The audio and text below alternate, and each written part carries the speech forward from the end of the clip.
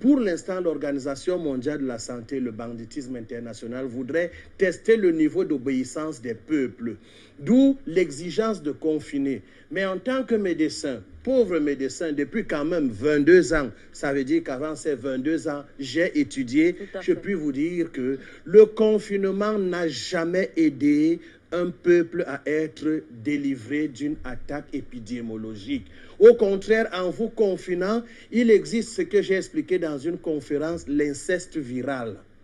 L'inceste viral est capable de donner au système immunitaire de ne plus reconnaître l'ennemi. Comprenez-le. Tandis que le déconfinement, la circulation, crée une immunité collective dont par des divers contacts, et sachez que les microbes ne sont pas nos ennemis, c'est le terrain qu'il faut protéger. Le contact avec l'extérieur envoie des particules microscopiques en nous qui met constamment le système immunitaire en travail pour notre protection. Ça, je pourrais revenir là-dessus parce qu'il va falloir revenir à la vraie immunité et non les bêtises qu'on nous met aujourd'hui dans des facultés de médecine, transformant des médecins en agents très dangereux. Parce que je vous assure, même le fait de vous asphyxier là, avec les masques, c'est pour vous fragiliser. Ça fait 50 à 60% de votre gaz carbonique qui revient dans votre intérieur. Et pendant ce temps, vous faiblissez parce que l'énergie amplifiée ou bien gérée par une bonne oxygénation du corps n'est plus là du tout. Mais les médecins réciteurs de cours, malheureusement, ne vous en parlent pas. Toutes les résolutions qui sont prises là sont mauvaises. Comme ces fûts qu'on trouve là dehors, regardez, vous ouvrez un robinet dont vous déposez votre Covid, vous lavez les mains et qui ferme? C'est encore vous. Vous reprenez le Covid.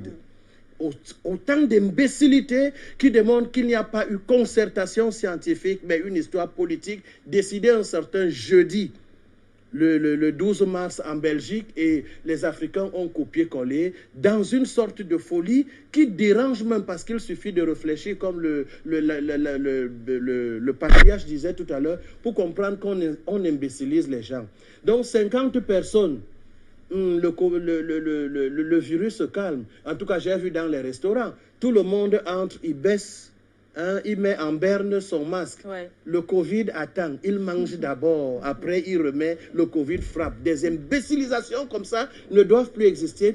Et les gouvernements africains doivent consulter leur peuple. Ce n'est pas un ministre de la Santé ou un ministre, premier ministre, qui viendra s'adresser aux enfants, parmi lesquels les médecins, comme si nous sommes encore à l'époque où on va nous fouetter si on n'obéit pas au pouvoir, qui doit nous rendre compte et doit nous consulter. On imbécilise les gens comme ça et le monde nous observe comme une Afrique idiote pour qu'une organisation mondiale de la santé vienne nous raconter les histoires.